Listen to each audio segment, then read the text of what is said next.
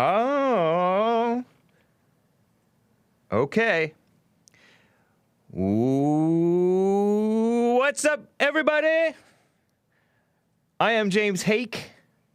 This is the Hake Report, guys.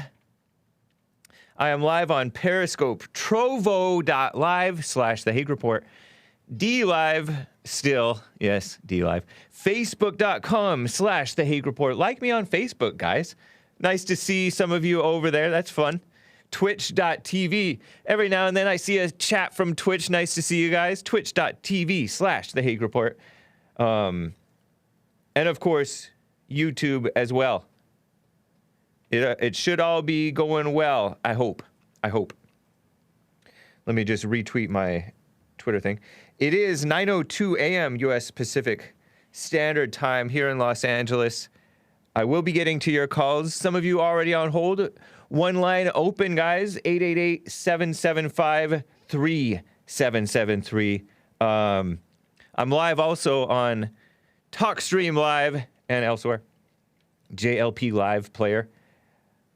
In case I didn't mention it, I don't think I did. It's Monday, February 1st, 2021. Very cool.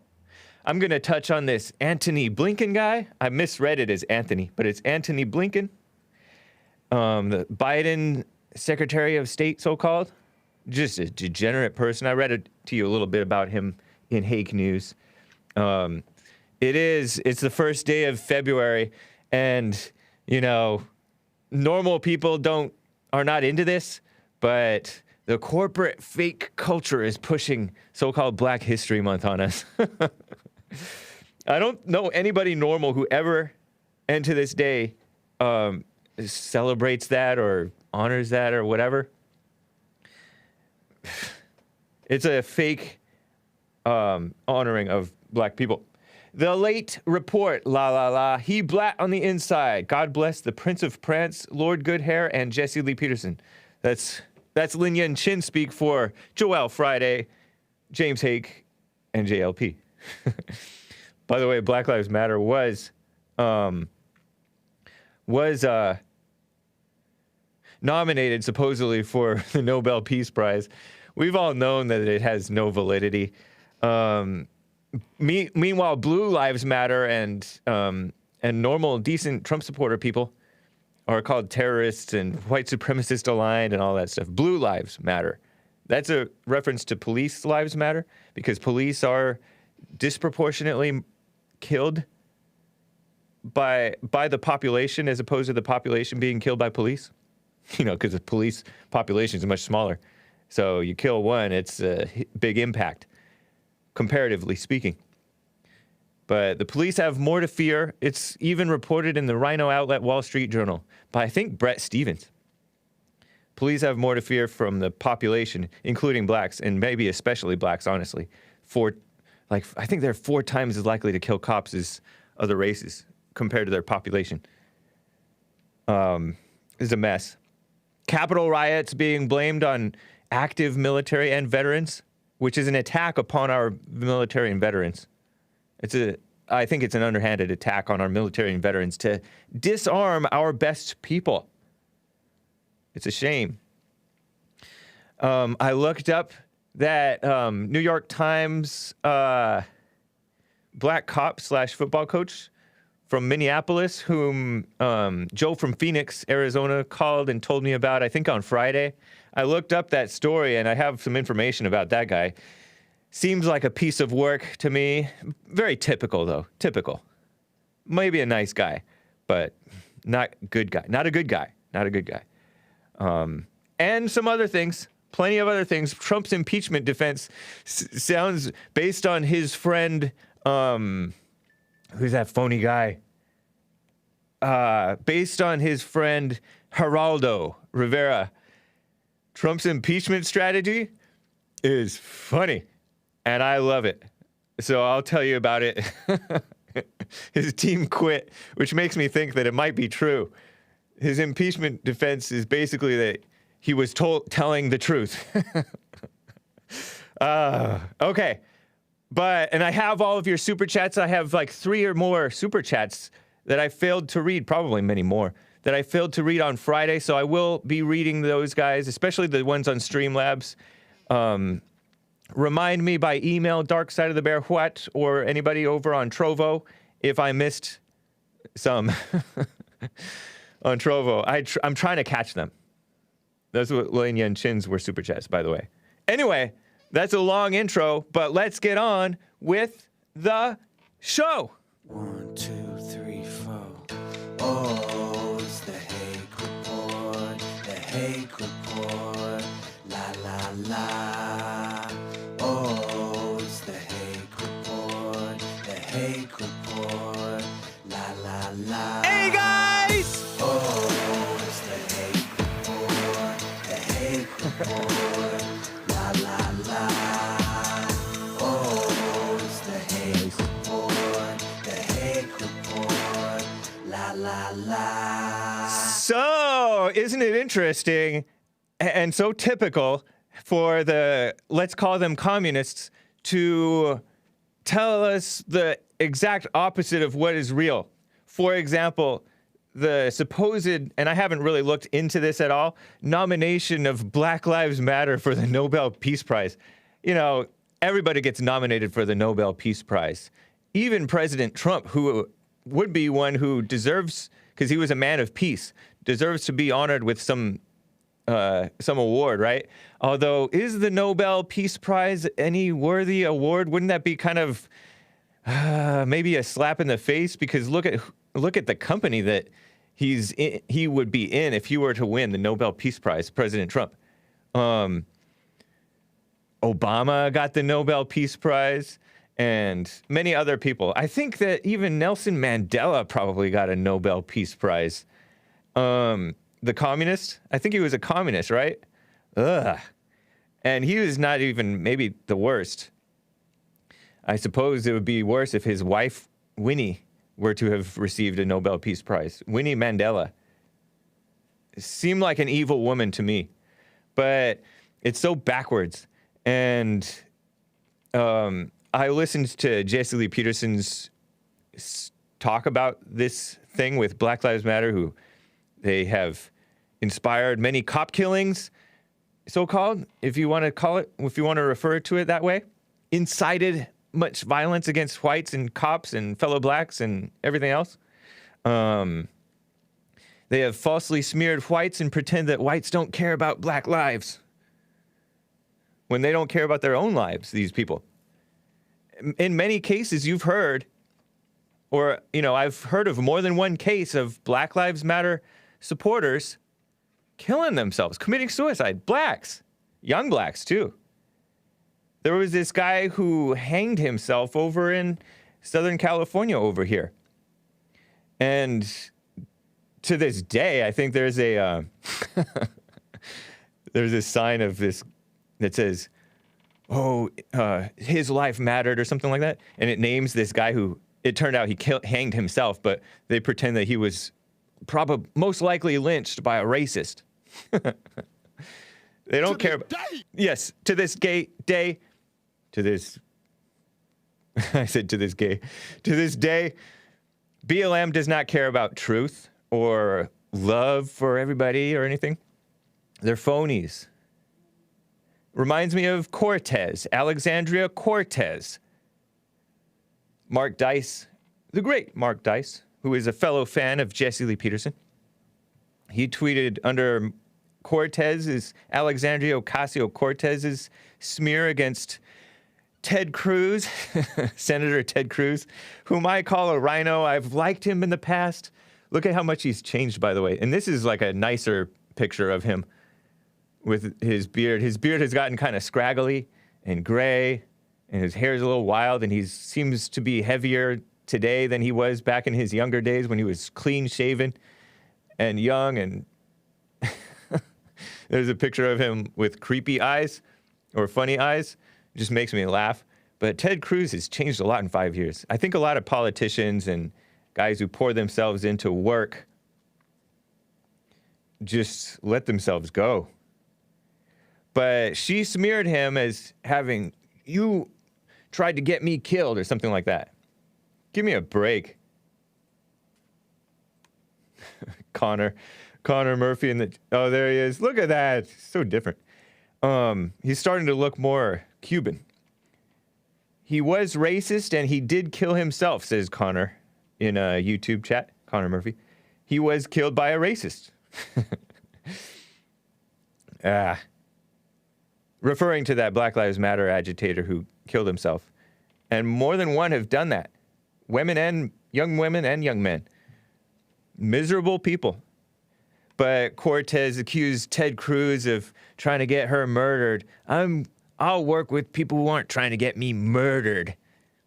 It's basically, in my opinion, pulling the woman card because no man was afraid of the Capitol riot situation. Even if they were breaching, unless, you could say a cop might be scared because some of the cops did die. Well, one cop died. Another killed himself, maybe unrelated, afterwards. One of the Capitol policemen, I heard. But one cop, he got like a fire extinguisher thrown at him and he was hit in the back of the head and I think he died from it. I know that he died. I don't know if it was from it. Seems likely though. But it was a mess. It was chaos. And the cops were confronting the rioters. So of course there's going to be a conflict and a risk of death. But give me a break. You really think that they were going to go murder Cortez? Please. They might yell at her. They would likely yell at her. But it's ridiculous. And she supports Black Lives Matter and illegal aliens coming into the country. Oh, I'm sorry. They're supposed to be undocumented non-citizens, according to Joe Biden. Where was I? Yeah, look at... Oh, man.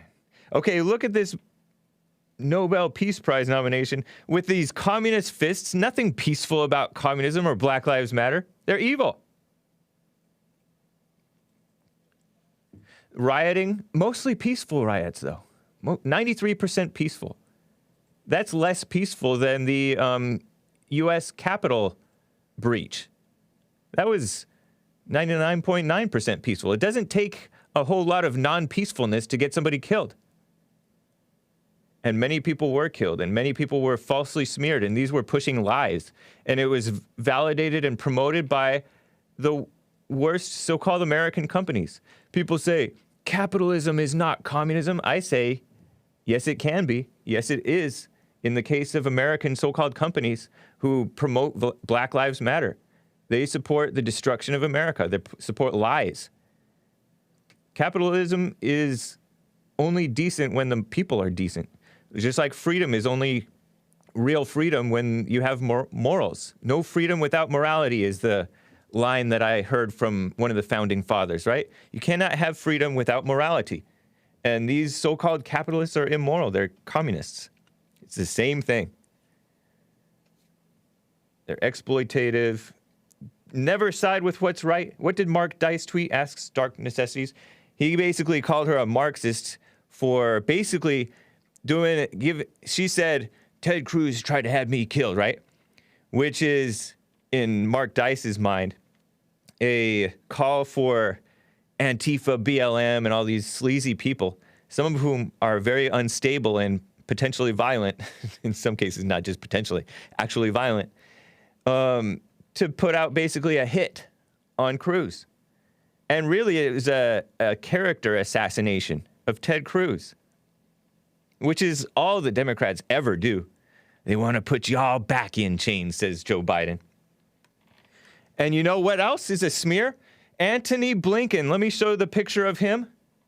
And then I will get to calls. Hang tight, guys. I have a lot to get to.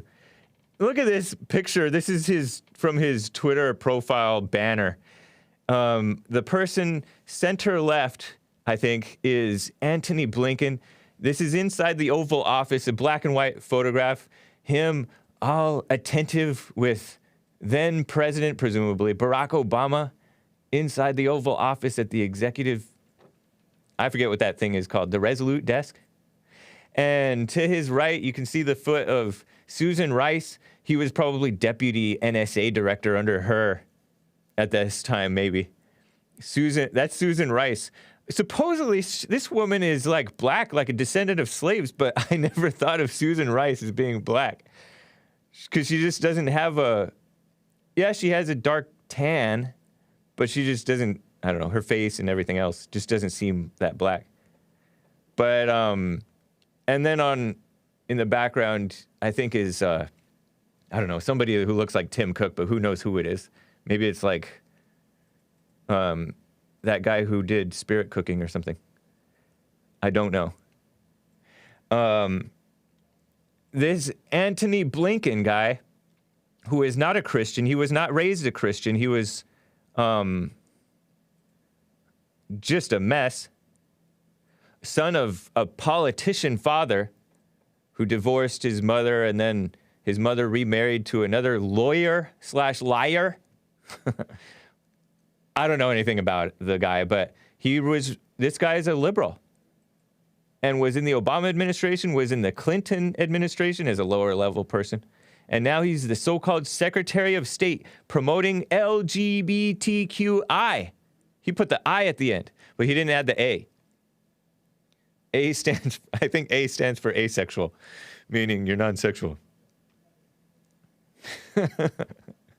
Joel's laughing at the notion that AOC almost died because he kept on saying that. I was scared for my life. I mean, the attack was wrong for those who did attack, right? Those who were fighting with the cops. But come on. So this Antony Blinken guy, he decided to fly the LGBTQI pride flag as if there's something to be proud of with being a homosexual or transgender or lesbian or so-called bisexual, or what is that? What is the I for? Intersex? I don't know. Don't tell me, actually. Maybe I shouldn't have even asked. I don't want to know. I have some pictures in here that about another story that I kind of shudder at the thought of showing them to you about a writer. But this guy is promoting, the self-destruction of human beings. Because that's what the LGBTQ stuff is, especially for men. Self-destruction. Self-indulgence and destruction of, we're not having enough children. Destruction of civilization. We're not having enough children, partly because of feminism. The men are so weak and immature later and later and later in life, and the women are getting married later and later and later in life, and then they have the kids with like autism and stuff, maybe in part because they're having the babies so late in life. Autism, I think, has exploded over the recent decades. Some say that it's due to other factors. Some of the anti-vaxxer types, whose free speech I support. I don't poo-poo their arguments. Because look at the people poo-pooing their arguments. And I don't like that term, but that's what they're doing. The mainstream media has it out for the so-called anti-vaxxers. And as if they're so into the truth, they promote the lie of racism and black victimhood like mad. They're not about truth, the mainstream media. Please. Antony Blinken, Biden Secretary of State, promotes the LGBTQIA stuff. And some of you guys have criticized President Trump, including me a little bit, for promoting the gays a little too much, being like too nice to them, because you don't want to be nice, you want to be right. And being too nice, I don't think is a good thing. Discredit. Thank you, Bible go-to guy. Discredit them. But they're not actually discrediting them.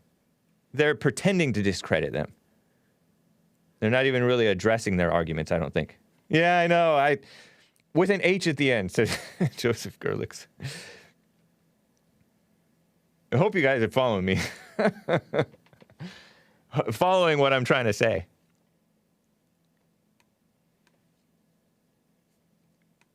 Where did Hake go to high school? El Monte, California.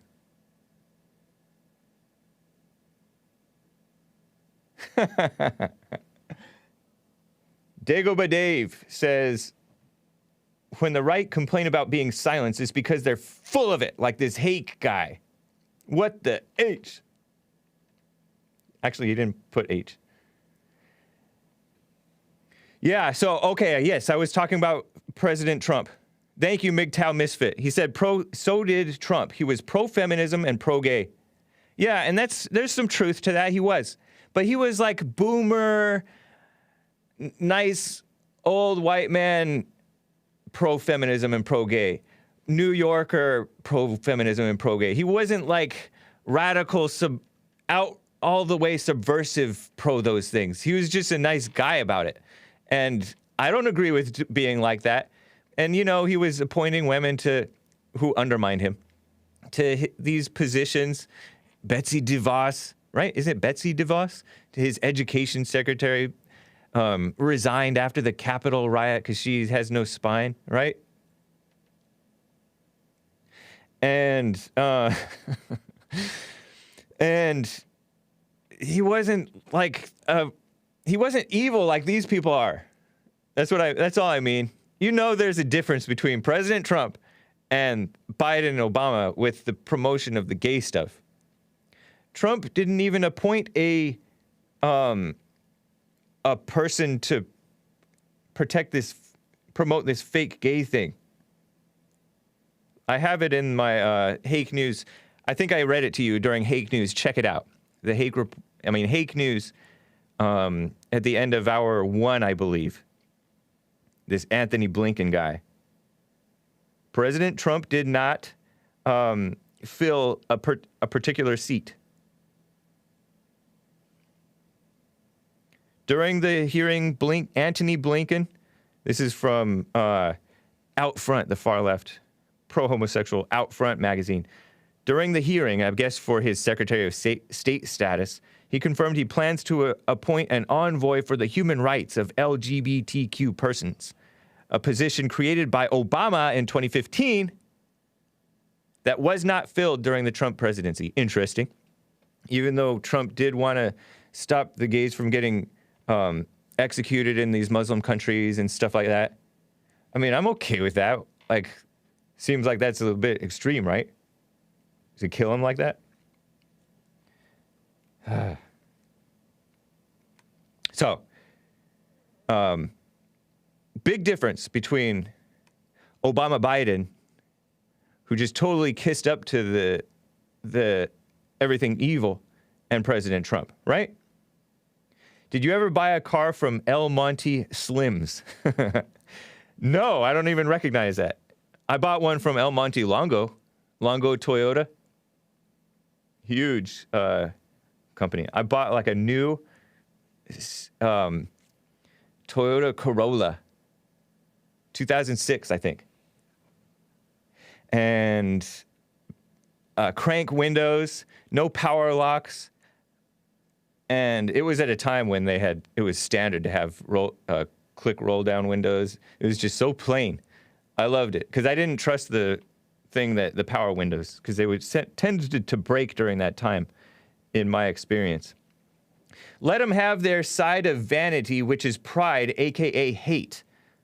A pride of lie ends. Children owe the lie, says Lin Yan Shin. Yes.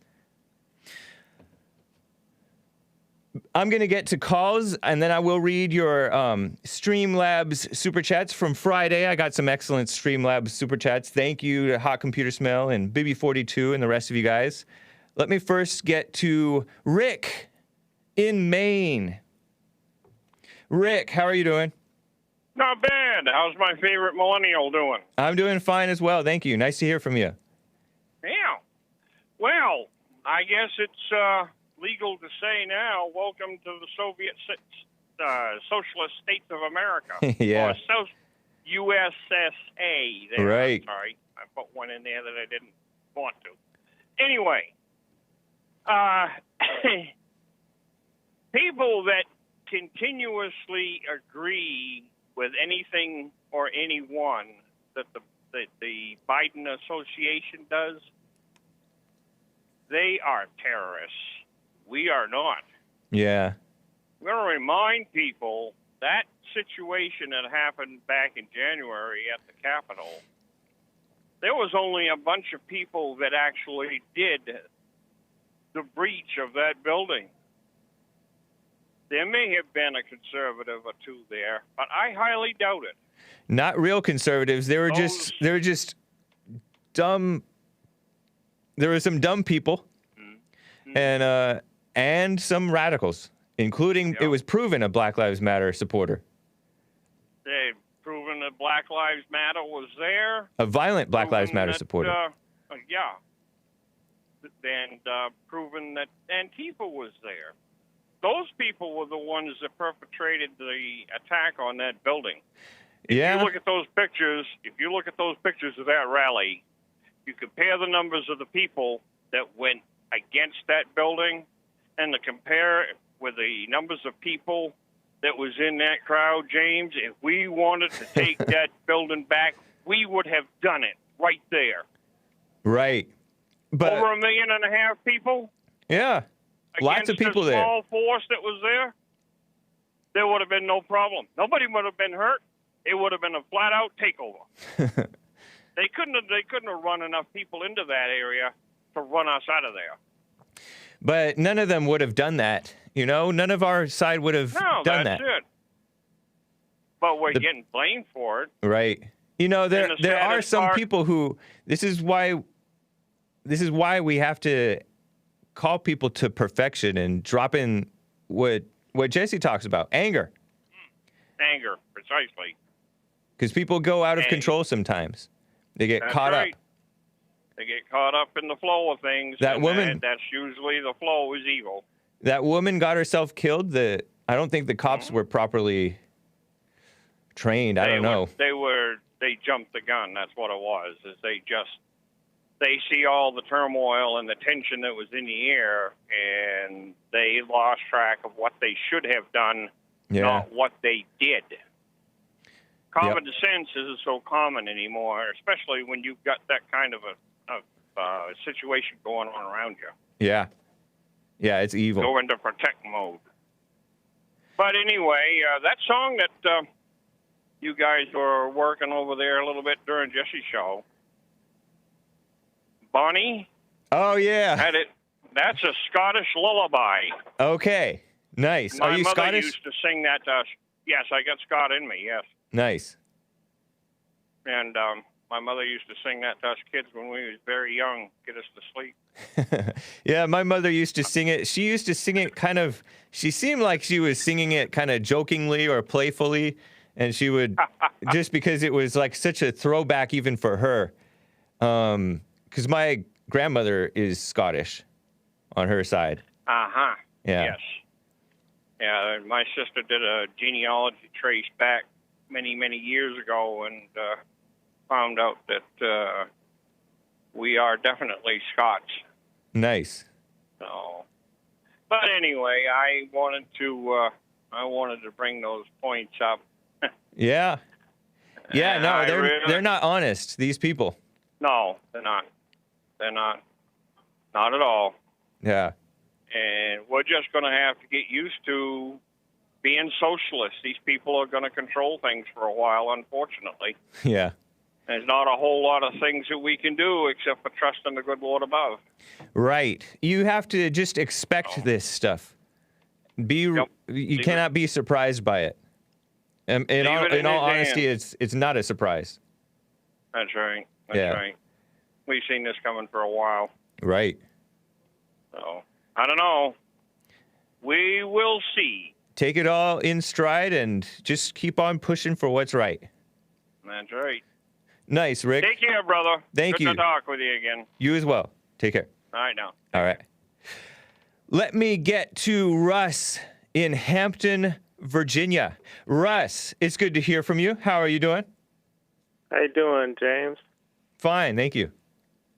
Yeah, I was just listening. Dude, let me just say one thing. When you call a program like yourself, like you're put on hold for a long period of time, right? You hear a whole bunch of stuff, and then your mind starts to you know what I'm saying, like go into like, well, I want to talk about this, I want to talk about that. Right. It's hard to like focus in on what you initially called for. Yeah. I'm just saying that. I understand. I've heard you say that before, and I totally get it. Yeah. Okay. And the thing that the guy that I was just listening to before you clicked on to me. That's the great Rick from Maine. Rick from Maine. Yeah. Yeah. Okay. Yeah. All right. What about him? But again, I mean, he talked about, you know, the recent, you know, incident that we had at the Capitol and stuff. Right. I'm like, listen, you know, you do what you're gonna do. I mean, right is wrong, and if you're gonna participate in something that's wrong, then you're held accountable for that. I know, but there were people who participated peacefully outside, and they were smeared. And that is wrong. If you're the smearing is wrong, right? Say again? The smearing of these peaceful protesters is wrong. You're held accountable for what you do. If you don't do anything wrong, then you should not be. I agree. Held accountable. Yeah, exactly. So I agree with what you're saying. So if you just happen to be there for whatever reason and you don't do anything wrong, you should not be, you know, lumped in with the bad guy. Exactly. Yep. I agree with you. I agree with you with that. Do you see the communism taking over America? What I call communism. In other words, lies and evil and calling evil good and good evil. Do you notice that? Dude, I live my life in a different type of aspect that you live. You know what I'm saying? Like, I do what I think is right and what I think is wrong, I stay away from. There are laws in this land that I respect. And other than that, I do what I think is right and what I do and I don't do what I think is wrong. Now, if I do something, I think that I am fully responsible and held accountable for what I do, and I'm willing to take that. You know what I'm saying? I do, but that's not what I asked you. Do you see what's going on? I'm not asking you how you live your life or how you react to things that may happen to you. I'm asking about the things that you're seeing going on. People being falsely accused, for example, of racism and terrorism and stuff like that, who are just normal, decent people. Do you see that going on? Okay, but that's what I'm saying to you. Like, everybody has their own different aspect of life.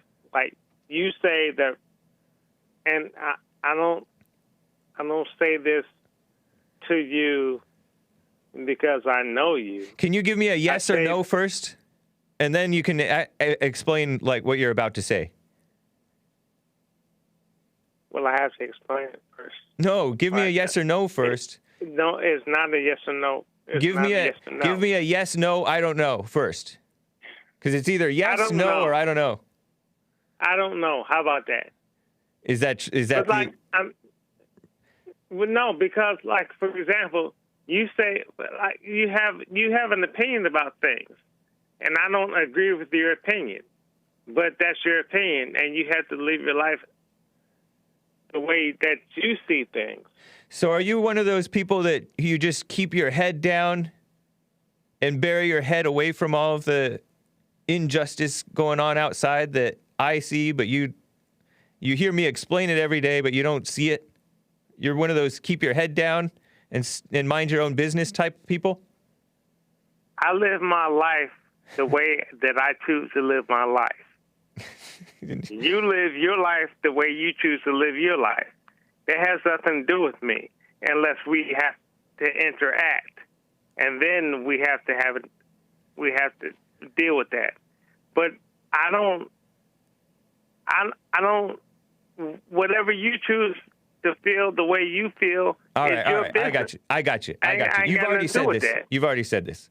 It's getting a little boring because you're not answering my question.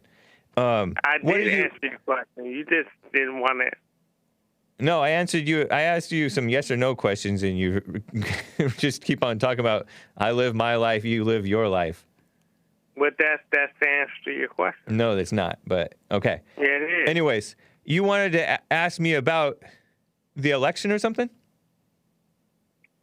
Yeah, what is it going to take for you to understand that Biden won the election? Like, I don't understand how Trump supporters still feel like they're still going to win. Like, it's over. It's done. Like, what is it going to take for you to understand? I mean, listen. But hold on. You're asking something. Hold on. What about me makes you think that I think that Trump is going to... Are you thinking that I think that Trump is going to become get his second term, right, like in the near future or something like that? Well, first of all, let me apologize, because the reason why I posed this to you is because I tried to pose it to Jesse, and I know that you guys are on the same accord. So that's why Do you think that Jesse thinks that Trump is going to pull a fast one and become president again this year or something? Well, I was on the phone with him, and that was said to me. No, it wasn't. I think you lack comprehension. No, I don't lack comprehension. I'm Russ. not an idiot. What? You called me an idiot? Did you get straight A's in algebra? I did not call you an idiot. Oh, okay. I said that I'm not an idiot. Oh, okay. I didn't call you anything. No problem. I'm not being disrespectful to you at all. My mistake. I didn't. Yeah, no. I'm saying in 2016, when I'm not a Trump supporter and he won, I said, okay, he won. All right, well, he's going to be the president. Well, what can he do in the next 4 years that's going to screw things up? Whatever. It won't be that bad. And then during the next 4 years... You didn't vote for Hillary, did you? Did you vote for Hillary? It doesn't matter whom I voted for. I did not vote for Trump. And I did not vote for Trump because of certain specific things. Who did you vote for in this election? I forget. You might have told me. Say again? Who did you vote for in 2020? Whom? For whom did you vote in 2020? I did not vote for Trump. Okay. Anyway, I know that Biden is the so-called president and that he so-called won. I know that. I accept reality. And the reality is that the liars won. Okay, what proof do you have of that, though? What proof do I have that they're liars? What proof do you have that that Biden did not win? I didn't say. I just said Biden won. I said the liars won. Biden is a liar. The mainstream media are liars. They endlessly lied about Trump throughout his presidency and before his presidency. Why are they liars? You keep saying that they're liars. They're liars because they're of their father, the father of lies. To paraphrase Jesus. No. They are. Aren't you a Christian? Are you a Christian? It doesn't matter what I am. Why are they liars? Because that's why they're liars. No. Because you mean what are examples of their lies? No, you're using the term liars, and I'm asking you why. Oh, why I'm calling them liars? Because they lie. Yeah. For example, one lie that they told was that Trump is racist. That's one example of a lie that they told. Biden's told it. The mainstream media told it. And there's enough suckers in America who believe that lie of racism exists and it's a real problem. And Trump is one of those guys. And those are lies. That's an example of a lie that was part of the... That's why the Black Lives Matter so-called movement got so big. because there's a whole lot of suckers. Okay, so that's your opinion. So why is it including your LeBron opinion? James? Go on. Oh, I disrupted you. Yeah, you did. But that's your opinion, and I think you have every right to have your opinion. Thank you. But why is It's it a that fact. your It's the opinion truth. is fact? It's not fact. Yeah, it is. Not the truth. Because No, these it's not. things, no, it's a matter of fact. Either it's a truth or it's a lie, that they're liars and that this racism thing is overblown and lied about. It's either reality or it's not reality. And the reality is what I'm saying about these people, about what they're saying about Trump and America, is false. They are liars. They're evil people. And the liars, so-called, won. In a worldly sense. They may have won this battle, but we keep on. Can I say one thing? Yeah. Because, and this is not anything that I can put on you, because you didn't say this, but you follow Jesse Lee Peterson, and you mimic what he says. That's an uncharitable way to say it. But I'm not. Okay, go on. Okay, so I know for a fact that things Jesse Lee Peterson says are a lie, because he has told me things about my personal life that were a lie and an impossibility. So for you to mimic what Jesse Lee Peterson says, which you do all the time. But nothing that I just told you in explaining how these people are liars was mere mimicry. Hold on, Russ. Let me just explain. Everything that I just said about these liars was not mimicry of what Jesse says. It's something that everybody knows who's sensible, which apparently you're not, because you think it's just opinion. Then prove it. I don't have to prove what it. you're saying. It's ridiculous. No, that's not ridiculous. Prove what you're saying. Are you a communist? Prove it. Are you a communist? Prove. I'm a citizen. Prove what you're saying. If you're telling me something, I don't have to prove it. They're liars. They are lying. Hold on, Russ. If he listens to my show, then I've explained the ways that they're lying. I don't have to prove anything. Russ, I gotta go, man. Let's talk again. Yeah, whatever. When you want it. All right. Bye. What a mess. It's mind-numbingly stupid. That's okay, Reddit, bro. I've run into Reddit guys who think, what? Black violent crime on white is much more prevalent than white on black, or blacks are much more likely to commit robbery or theft, or blacks are much more likely to resist arrest. Prove it. Where's your evidence? Have you ever heard of Google? Even Google, you can find a little bit of truth, even though Google is evil and they're liars. You can still find, even in these propaganda articles about how blacks are such victims, they explain stuff like, oh, they resist arrest more, or oh, they, all that stuff, commit these violent crimes more. Duh. And then when you say that they do more, you have to explain why. It's because of poverty. Poverty causes crime. It's just an endless excuse train from the suckers. That's why he's called Mark Zuckerberg. I don't know if I want to take Earl. That guy is a sleazy person. He owes an apology. But anyway, let me first get to Chris, a first-time caller in Texas.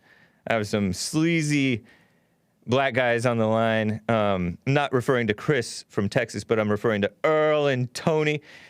Those are dirty people. Unless they want to call in and apologize to me and my viewers. But they may have to pay a penance. Okay.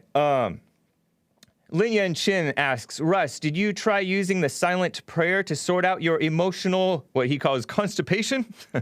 Calm down and focus. Russ has a greatly delayed synapses. How is he still breathing, asks Lin Yan Chin. he got some. Anyway, I don't want to get into his personal stuff. I guess you can. I don't know.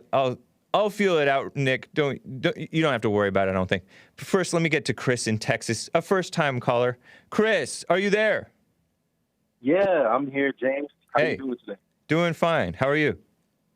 I'm doing great, man. Thank you for taking my call. Yeah. Yeah, I was listening to Russ. Shout out to Russ, man. I could tell you were trying, man, but that was kind Are you on a speakerphone? You sound like you're underwater a little. I'm not. I'm in a small room. Hold on. Let me step into my hallway. Give me 1 second. Okay.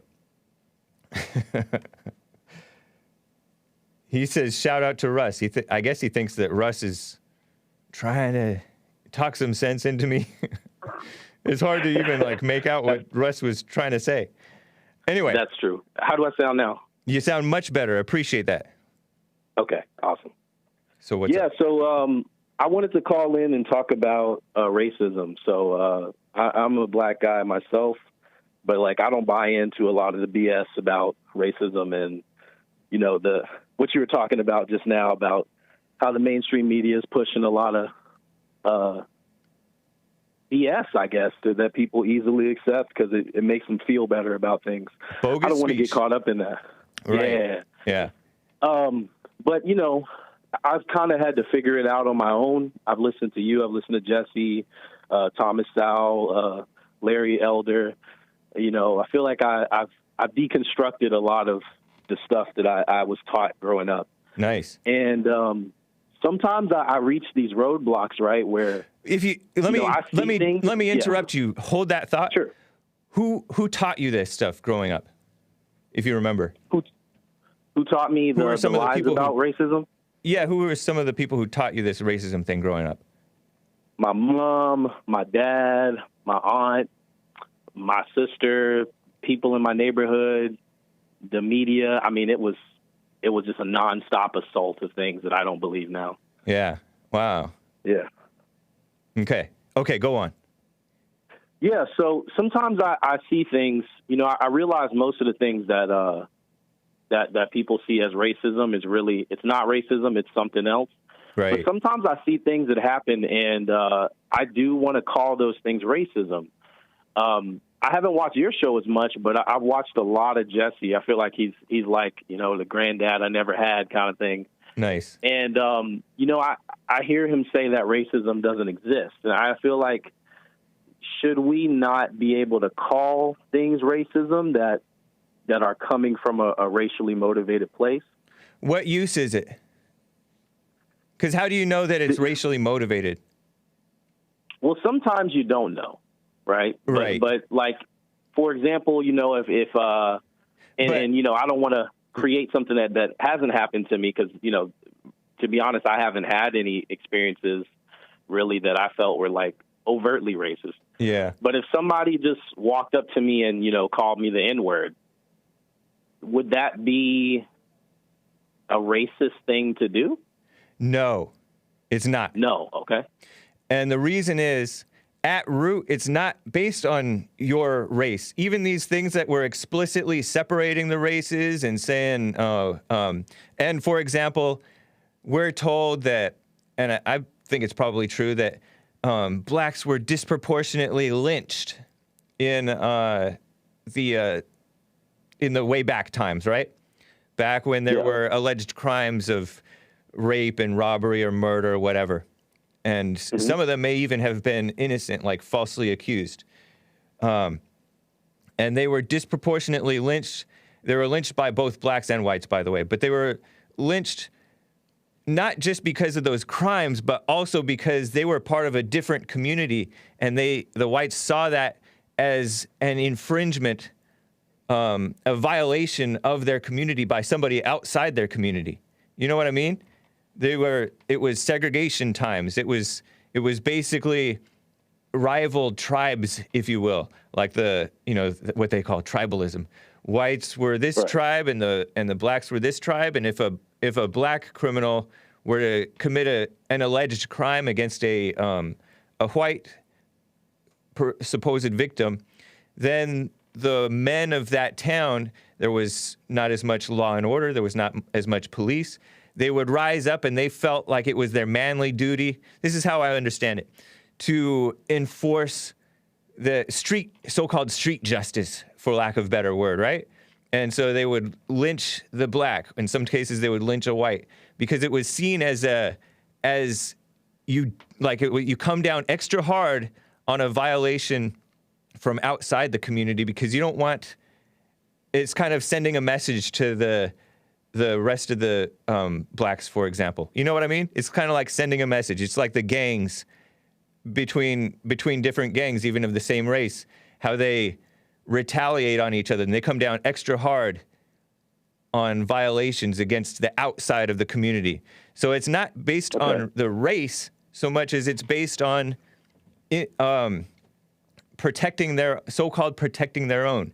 In some cases, it may have been misguided, but it was based on other things than just purely, oh, I hate you because you're black. It was a protection. It's kind of like nations warring against each other because they're two totally different peoples and cultures, and they knew that this diversity stuff was not a good thing because when you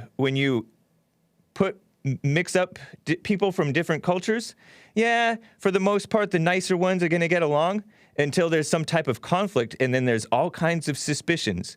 And when there's all kinds of suspicions, whether the person is fat or the person is black or the person is white or the person has warts, you call out those, fatso, or, woman. Wartso. And there's all kinds of, you call out the person for the differences and the things about them to get under their skin and for all kinds of different reasons.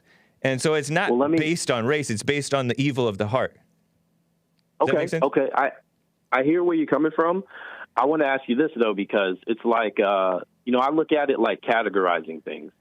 So definitely I do agree that the things that people are calling racism are like you can go another level down and talk about them from a tribalistic standard. Right. But I do feel that, so if you look at, Southern whites and Southern blacks, back then and now, especially in rural areas, and most of the country was rural back then, that they're really not that different in terms of culture, in terms of the way that they feed themselves or their family structures, especially back then.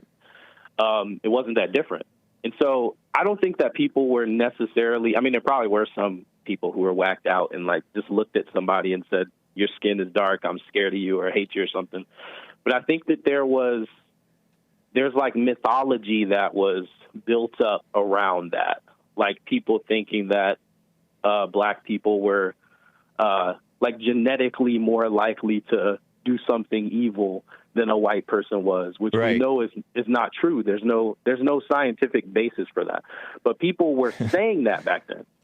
So my thing is, when you look at it and you're just trying to categorize things, you want to be able to understand, you want to be able to put things in a category. So instead of just saying, it's just hatred or it's just fear, it's like if somebody commits a crime, I want to be able to call that crime what it is. I don't want to call all crime because it might be murder, it might be arson, it might be robbery. Right.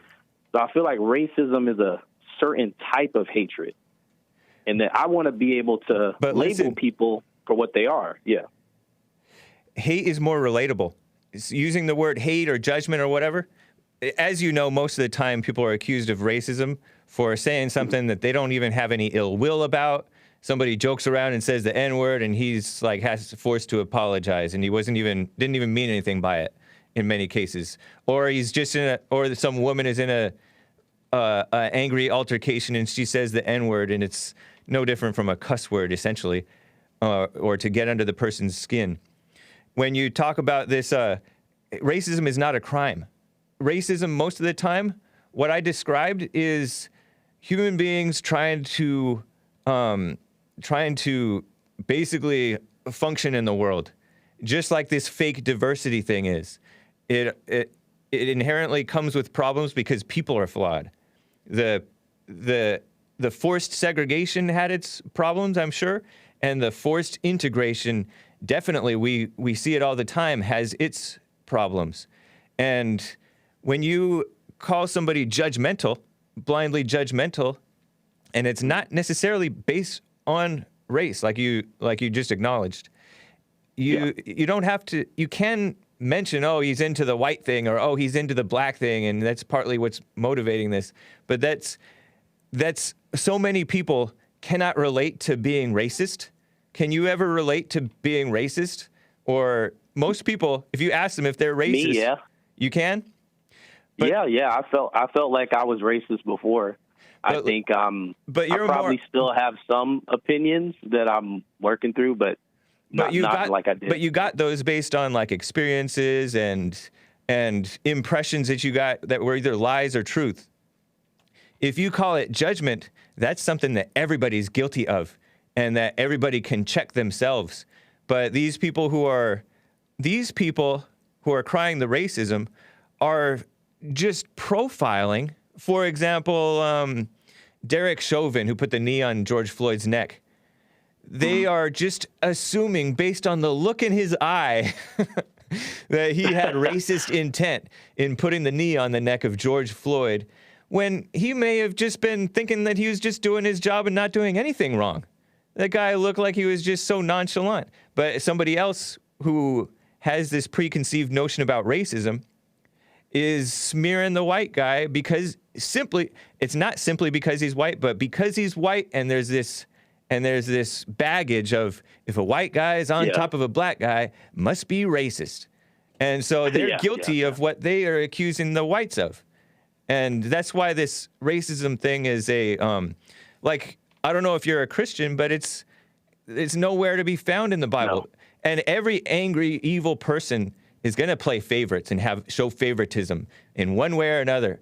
And even amongst the blacks, when they're amongst themselves, they play favorites and they have certain people they like and most people they don't like, and they become very cliquish. Everybody is into that, and it's more harmful and deceptive than it is useful to bring up the racism thing. So if I can kind of summarize what you're saying, you're basically saying that we should call it judgment because that's more relatable. It's more specific to what's going on, and it doesn't have like that extra baggage that racism has. Yeah, and it's either judgment that's a right judgment or it's a false judgment. Because in many cases, somebody may say something about blacks or whites that sounds racist to the layperson, right? But if you check the truth of what they're saying, it's either truth or it's false. Yeah, that's true. It's funny. Speaking on that of people kind of taking things out of context, I actually went to a policing discussion locally where I'm at, and I live in a liberal town here, and I'm black. They can't get away from that, and right. I had my webcam on, so they know what it was. And it's policing, so it devolves into police brutality always. Right. And I was just cutting them, man. I was just like, look, guys, I get what you guys are saying, but people were saying like, oh, the black community is over policed, and it was a bunch of white people. And it was one other black guy there. And I was just like, man, you're not being honest, dude. I'm like, dude, I grew up in a really high crime neighborhood. I couldn't even go to the park. I went to the park to play when I was a kid, and I had to run away because people were pulling out guns and having fights over territory and stuff. You can't even play basketball. Right. I'm like, dude, if anything, the black community is under policed. Right. It's not over-policed. And that's what, I don't know if you're familiar with Heather MacDonald. She's been on the Jesse Lee Peterson show some years back. She wrote a book called The War on Cops. She writes for City Journal. I think it's called City Journal. And she has been at very passionate, like, local meetings where black mothers, in many cases single mothers, are begging for more police in their neighborhoods. But these people want to defund the police and send somebody else rather than, unarmed social workers who tend to be snakes in the grass, not going to be able to handle the rough situation. They're begging for more policing. This Black Lives Matter agitation and corporate-backed communism is really does not have anybody's best interests at heart. They're evil. Well, you know that already. So. Oh, yeah. Hey, I want to address one thing. I don't want to take your time too much. Thank you. I'll definitely call back in. Okay, nice. They say never look at the comments, but I look at the comments, and this guy says I sound white. I just want to say something to address that real quick. That's funny. You do sound a little white now that you say that. You know what? My parents, they taught me that I needed to enunciate my words if I wanted to be able to appeal to different people. Yeah. I'm not from a suburban area. I can jive talk and do all that, but it's not the time to do that. It's the time to make my point heard. Right. And I think more black people should do this. I've got 2 kids, and I'm raising them to do this. And when we're in our house, we can talk however we want. We can have fun. But when we step outside, we want to speak to someone who we've never spoken to before. Like I've never spoken to you before. I want you to really understand what I'm saying. So there's no point in using those words. How old are you, if you don't mind my asking, Chris? I'm 29. Okay. I turned 29. Right on, man. Well, it's good to hear from you. We'll talk again. All right. Yeah, you take care. All right. You as well. And if you're ever in the area, in the Los Angeles area, come to church or a men's forum, or I'm sure we'll have some conferences again once this COVID thing blows over, if it ever does. Hey, appreciate it. And no offense, but I pray I never have to go into California. Okay. No, none taken. Take care, Chris. All right. Bye. Bye. I'm going to get to the rest of the callers. Hang tight, guys. We're over the second hour mark. So I'll be right back in a couple of minutes. I will touch on this other stuff that I mentioned at the beginning of the hour. Hang tight. I'll be right back.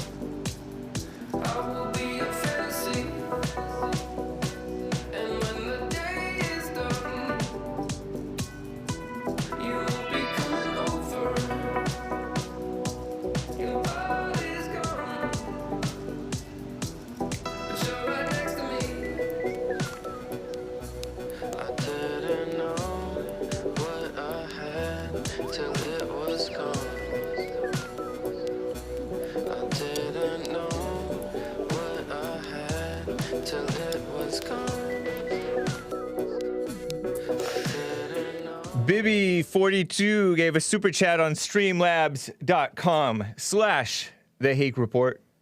back on Friday, I believe, said on Biden, his current wife, meaning Dr. Jill Biden, looked after his kids when his first wife died. She worked on his campaign and, according to Bibi, may have been married. Cheated on her then husband with Biden. Biden also wrecked her vehicle that her husband owned, which is how her husband found out she cheated, says Bibi42. Quite a story. Shameful if true. Wow. Hot Computer Smell gave a super chat, a couple of super chats here, and said, since Trump was banned from Twitter, TDS patients, Trump derangement syndrome patients, should not be upset about the hedge funds who shorted GameStop and Google/Robinhood's response to save them and manipulate the market, since private companies can do whatever they want. Interesting. Yeah. And it's ridiculous. I saw a tweet, a screenshot of a tweet. I believe it's a real, though, because sometimes screenshots can be fake. And a little clip of him on his show, Jimmy Kimmel. You know, isn't he the guy who cries on TV about mass shootings and pretending that he cares about kids? And the way to care about kids is to take away the guns, violate the Second Amendment. That guy, he was explaining to his dumb masses who get their news from him about GameStop and how last week it was big news that we the people, and it wasn't me, but people, basically normal people, invested in GameStop on their own, right? Through DIY, do-it-yourself little apps like Robinhood and stuff. Not little, but... And they rose the price of GameStop. And it was the hedge funds who were trying to kill it or suppress it or take it down were losing money as a result because the value went up and they had bet on it losing money. Interesting. Funny. But this guy's like, well, they're promoting misinformation and manipulating the market. And that liberal former late night host, he's a liberal. He acts like he cares about the fire department and 9/11 and acts like he's pro-America. Well, he's slightly more pro-America. He's, let's say, slightly less anti-American than Kimmel and the rest of these sleazy people who are still on air, right? Jon Stewart, who retired and the South African SJW came in his place, half black. Jon Stewart tweeted that basically it's so ridiculous that these people were doing nothing, these people who were buying up the stocks, these individuals who were buying up the stocks and changing the market in a way that the hedge funds didn't expect, or no different from the rest of the hedge fund type people. And then he said that they, if anything, they should only be sued for copyright infringement because they did just exactly what these establishment people are doing. So he's joking about they just basically stole their MO, their modus operandi, right? And so Jimmy Kimmel tweeted something like, "Real Donald Trump, is that you?" He quote tweeted him and basically mocked Jon Stewart, who said something true, and said, "Oh, is that you, Donald Trump, on Twitter, pretending to be Jon Stewart," basically. And so he's a phony. It's interesting that when Jon Stewart says something true, he's accused of being an undercover real Donald Trump, because Donald Trump is known for being a man of the people and a man of truth, right? Generally. He's an alcoholic, says, "No, I think you're confusing him with Jimmy Fallon." Maybe they're both. Maybe they're both. Jimmy Fallon, another disappointment. Am I right? Hot Computer Smell says, and to be clear, I'm just pointing out the double standards and how giant corporations are favored and even funded in part by the government. Yeah, that's true. They're in bed with the government. And in many ways, they're more powerful than the government. They just push the government around. Look at what they did to Donald Trump. What a mess. We don't have representation anymore, right? We the decent people who like to hear truth. So, thank you, man and ladies. Actually, Bibi42, I don't know if you're a man. but appreciate it. Saying the First Amendment only applies to the government is absurd. It's true. By that logic, if I quarter troops in your home, I'm okay because I'm not the government. Yeah. It's true. And there are things way more powerful than the government today. You have to have the spirit of the First Amendment and the spirit of the Second Amendment. The spirit of the First Amendment means I don't try to get you fired just because you're saying something wrong or true. Usually people are fired for saying something true. Okay. Speaking of these corporations, I got this alert and it was just annoying, endlessly reminding me yesterday, Sunday, church day, that tomorrow is the first day of Black History Month. And, I have an iPhone, right? You can tell. And I'd get these notifications. Tomorrow's the first day of Black History Month. And it's from my calendar app, right? Apple is telling me tomorrow is the first day of Black History Month, as if that's something I need to be reminded about. Apparently it is, because nobody really pays attention to it normally. So they're promoting it like that. Google, too. Google, when I went to the Google search page, thankfully they didn't manipulate the Google word, but at the bottom it says, celebrating Black history makers, pioneers, and future leaders. I didn't bother clicking the link, but it's probably the worst people that they're promoting. That's what they tend to do. And everybody else supports this Black Lives Matter stuff and phony stuff. Sick people. Let me get to Leonard, a first-time caller in Germany. He has a little insight on into Germany. Leonardo. Am I pronouncing your name right? Yeah, you can say Leonardo, or you can call Leonard, whatever you okay. like. No, I just didn't see the O. I jumped to conclusions. It's all right. So, hey, first of all, let me tell you this. So this is the first time that I'm participating in the program, and I think it's pretty cool that you guys are taking care of the political aspect. I have already called Jess, I think, 3 or 4 times. Okay. But I think you guys touch base on a very, very sensitive topic, and I would like to share a little bit, but also would like to, have this conversation with you openly, because I'm going to America soon, and I would like to know how Joe Biden is seeing the so-called multiculturalism thing. And people tend to think that Germany, as the epicenter of this multiculturalism, with over 1.5 million so-called refugees, this has been, honestly, man, a nightmare. And I am originally from Brazil. Okay. And when I came here, I was trying to pursue God, but once I stepped foot in Cologne here in Germany, I really became a Christian, because it's easier to become a Christian in one hand because you have lots of churches and you have more people who believe in it. Yeah. But they're very quiet about it. Yeah, they're very reticent when it comes to talking about God, because most of the people just lost Generation Z. Right. Pretty much all of them are atheists. Yeah. So, anyways, so on the other hand, there is also the immigration per se. So I'm going to be very direct in terms of religion, because the Muslims here, they divided the country in 2 pieces. In one hand, you have a very strict law against foreigners like myself. Yeah, they're working here and paying taxes and so on. Yeah. And you have a second law for those who are claimed to be oppressed, or the so-called refugees. And it's a shame, to be honest, because if you go back to 2015, I promise I'm going to get to my point. Back in 2015, the lady was raped right here, like 100, 200 meters away from me, in the main station of the city. And the mayor of the city, she was spreading little papers, like brochures, telling Muslims or people at large to not rape girls. Right. And in the end, I heard about that. She blamed the lady. Yeah, that was really nasty. That was really, really nasty. And the problem with that is not that makes no sense, absolutely, to spread brochures, but the people bought into this idea. People said, yeah, you have to respect their culture.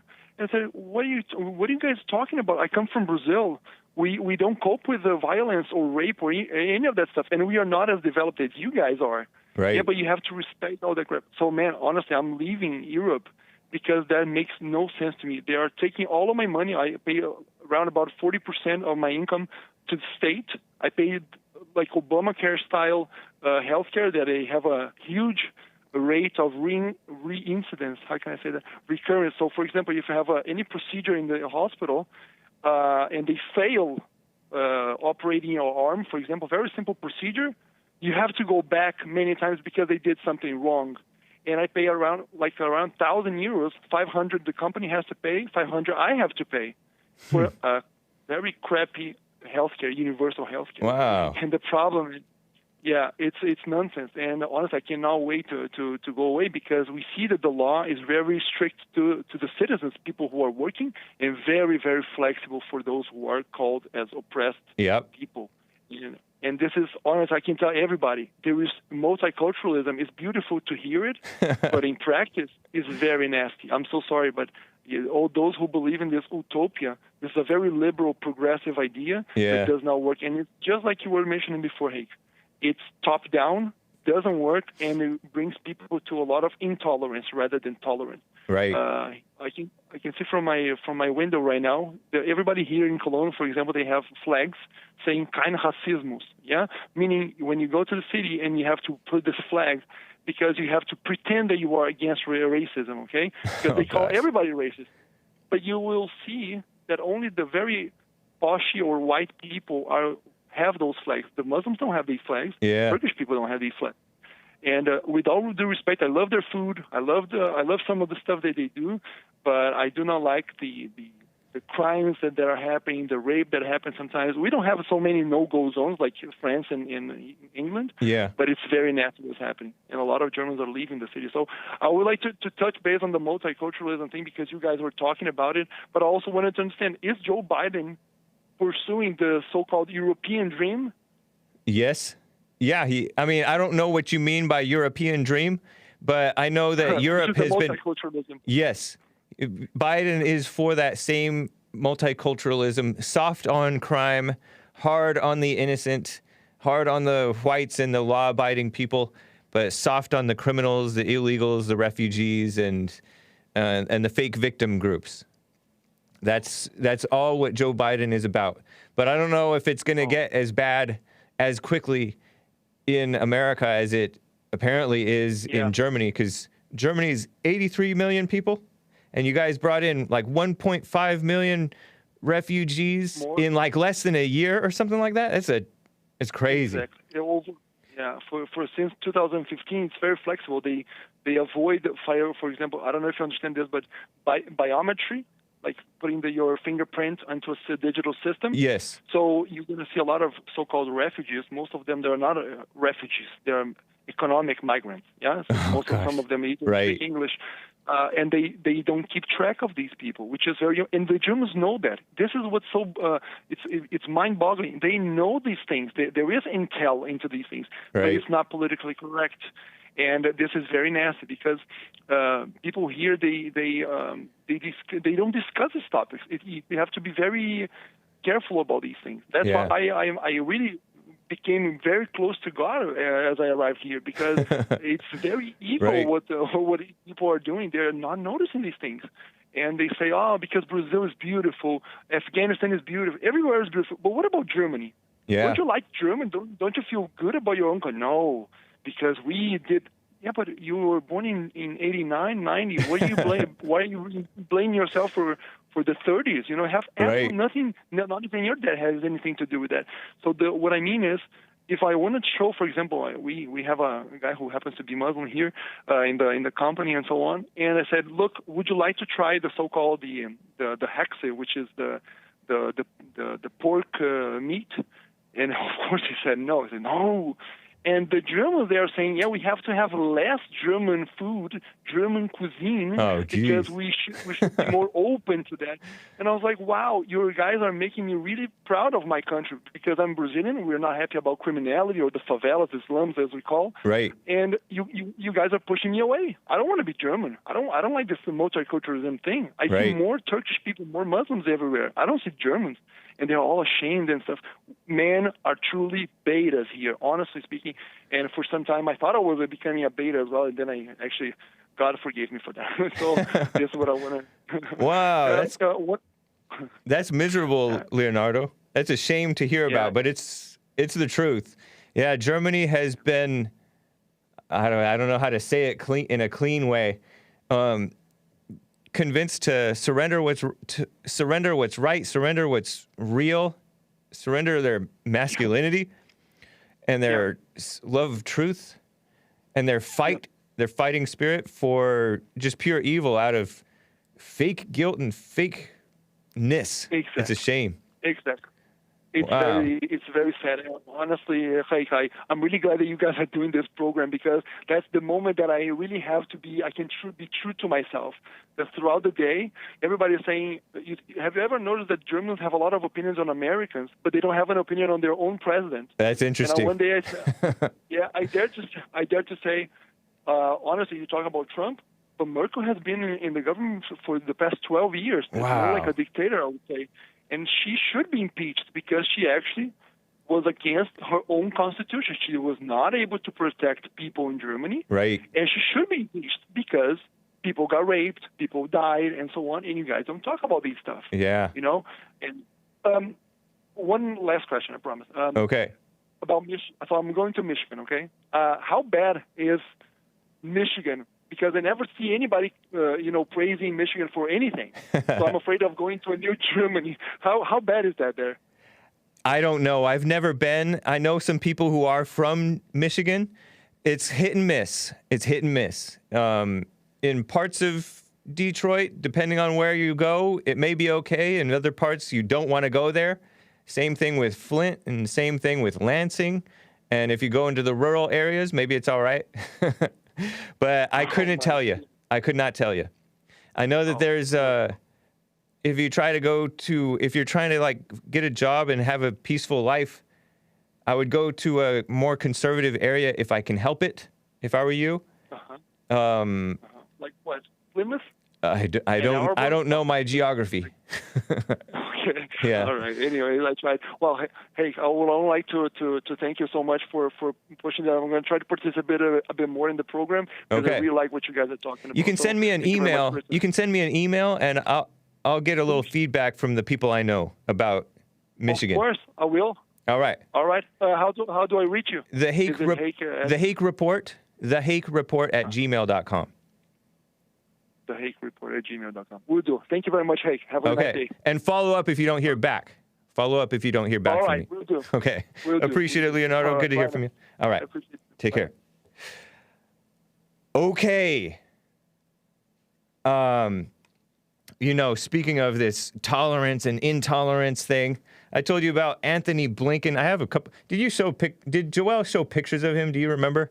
I think so. Antony Blinken is this guy who's the Secretary of State, not a Christian, not a decent person. He looks kind of like Obama. But this guy is phone. Oh yeah, we showed the picture of him in the Oval Office. I don't know if we showed this portrait, but that's Antony Blinken. There's another phony guy named John Weaver who is under major attack right now in the mainstream media. He was a Trump hater. He was a co-founder of the Lincoln Project. I don't really want to get into the stuff that there are some accusations against him about just being not somewhat of a degenerate person, right? And to save himself, he pulled a Kevin Spacey. He pulled a Kevin Spacey, I think, because I don't know if he was known to be this, but he claimed that he was a homosexual, and yet he's married and has children. He claimed that earlier this month, amid accusations and rumors about him that came out and that there was supposed evidence for this guy. And he was, without getting explicit into what he was allegedly into, it's funny, he was a man hater, and now he's getting the attack on men. Crazy, huh?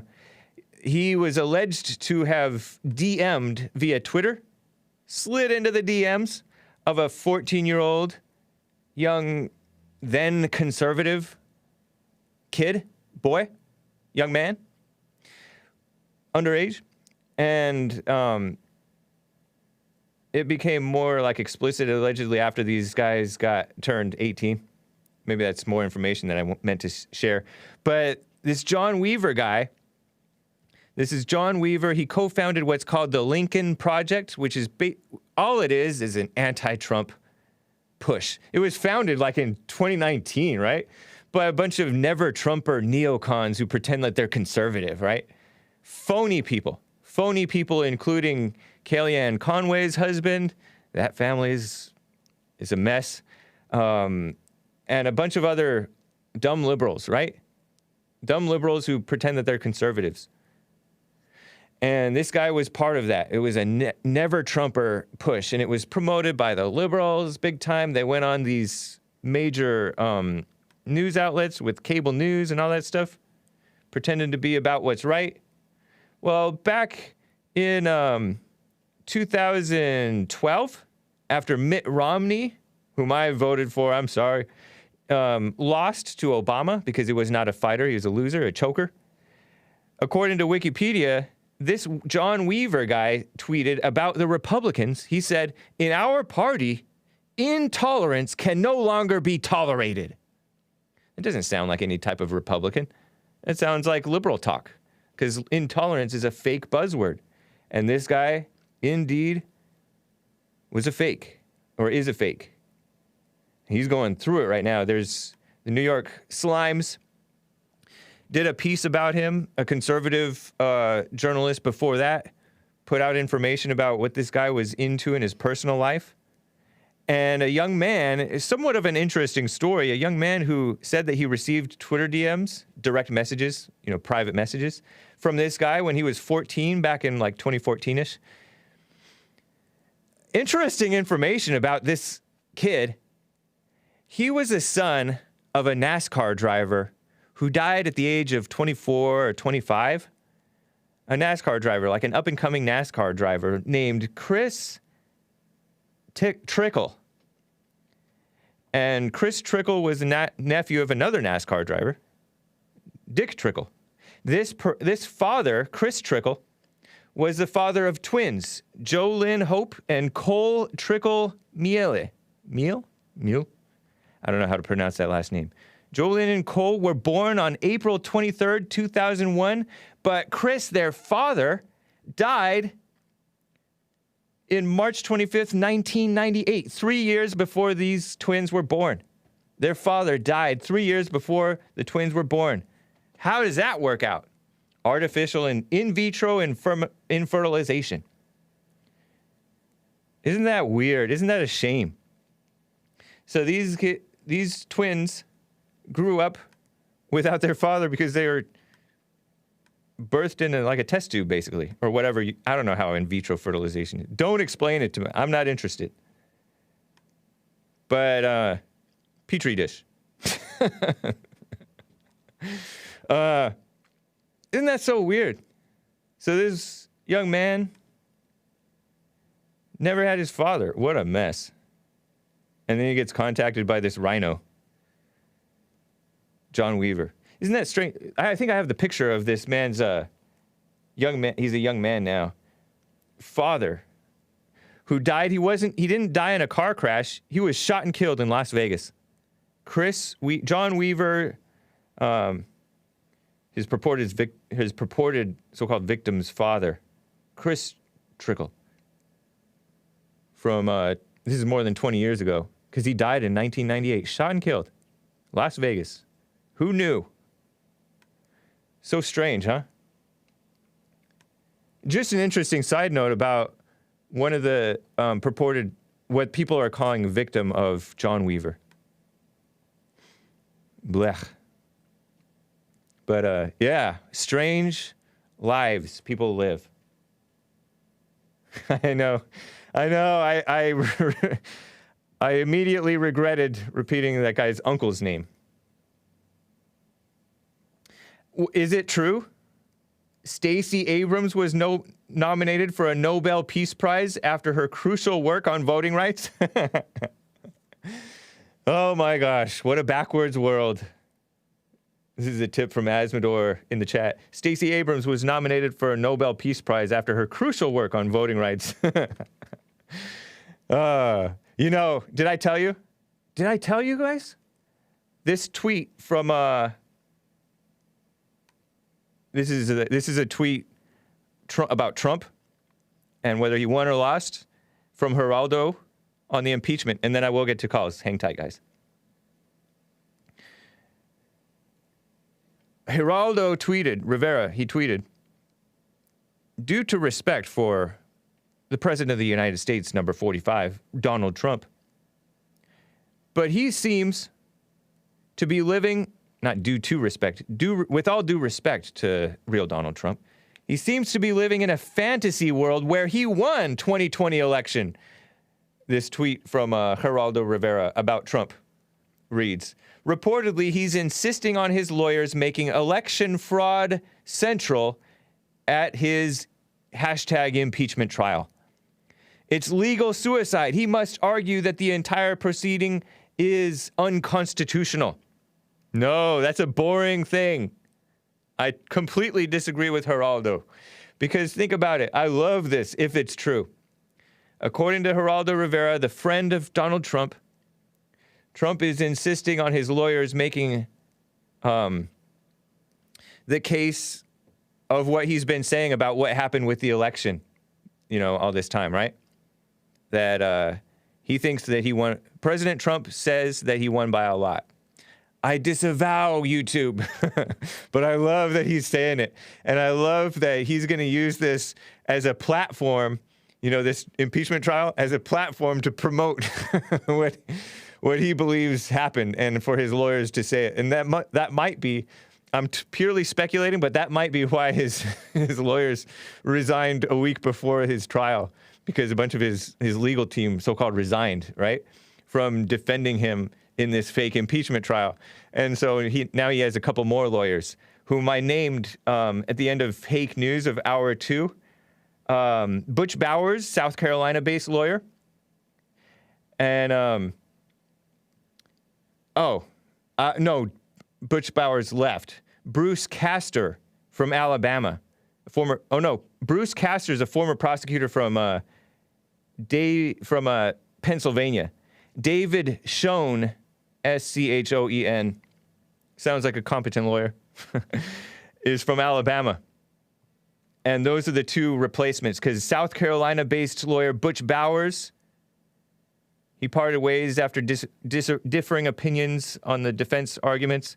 And Deborah Barbier, and Greg Harris, and Johnny Gasser, and Josh Howard, I think those guys quit. They left. So that's interesting. Schoen and Castor now lead the team. Schoen had already been working with Trump, preparing for the trial. Interesting. I hope that's true, because it's a great platform to put out his message.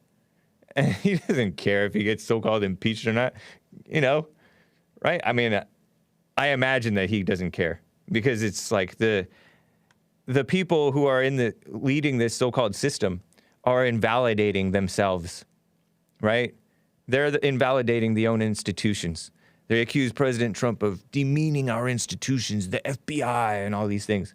When the FBI has lacked a lot of validity because it's been on this liberal fake agenda for years.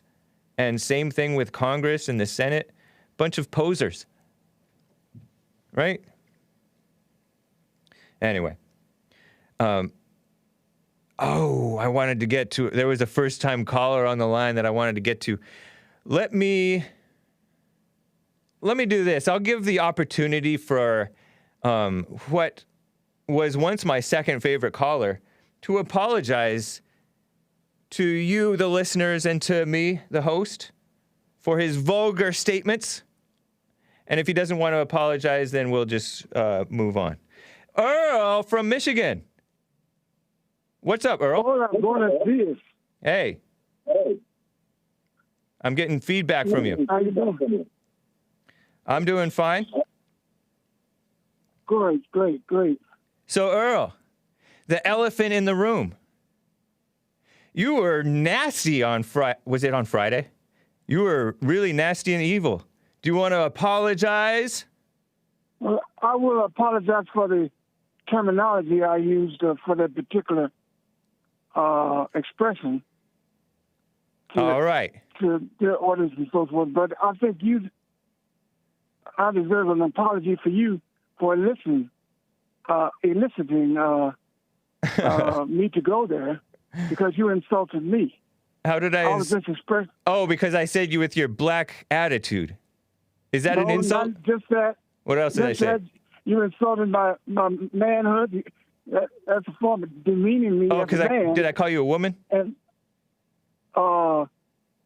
some kind of girl or something like that. Right. That's why I mentioned I responded in kind back at you. See, I don't attack folks unless they attack me first. No, you went low. Point. You went low. I attacked you with the truth. No, that's your truth. But to me, that's insulting. Okay? It is insulting that you're like that. You may be insulting. You should be embarrassed that you're like that. Me, all you have to do, if you disagree, will say, yeah, I just disagree with you. No, it's not about a disagreement because you were acting like a woman. That's what I'm saying. That's it. That's insulting to me. So I'm going to call you something else when you call me that. Oh, so you're going to do it again? Are you going to do it again? Is that what you're saying? No. Is that what you're telling me? What I'm saying, if you insult me like that, I'm going to call you something, God darn it. I know, well, but you gotta get a handle on yourself. Don't come to me and insult me. I'm no patsy. I'm not one of your cronies and so forth. If you talk to me like you got some sense, and we can have a discussion. We can disagree and disagree. So for the people listening, but you don't have to be so descriptive on me or demean me in any way. It's a free country, man. It's a free country. And it wasn't because I disagreed. It's because that's how you're. That's what I say. Because when you insult me, I insult back. So you don't sound like you're sorry. Well, I'm sorry for the expression I used. Right. But I think I deserve equal treatment. If you don't want to be insulted, don't insult. I don't mind being insulted. I don't mind being insulted. I mind when you're nasty and dirty on my show. I'm quite clear. I'm quite clear. Am I not? Hold on, Earl. Hold on. Am I not quite clear that this is a family-friendly, child-friendly show? That's why I apologize for the expression I used. Right. So you can insult. You can insult me. I don't mind. I might hang up on you quicker because of just being a nasty person. I don't mind that. Let me tell you why I'm not going to retaliate. I'm not going to stand there and take it. Right, but maybe you should. But let me tell you why I won't apologize for calling you a woman. Because let me explain to the people what went down on Friday or whenever this happened. You're lucky I don't put you on probation. Maybe I should. I'm a big softie. I'm not a kid. I'm not in jail and so forth. Right. Hold on. Let me explain. There's people who are listening who may not have heard what went down, okay? So let me explain what happened. People can go back and listen, but in short, Earl called in agreeing with something that somebody called in the day before and said. And so I stopped him and explained to the people what went down with the caller from the day before. And then I went back to Earl. And then Earl said, "Are you finished with your little diatribe?" And so I'm like, stop being a little woman, basically. Because it's kind of like sometimes a husband will be like, "Are you finished?" After a woman will rant. And that's how he was trying to treat me, but it's kind of like an imitation of a man treating his wife.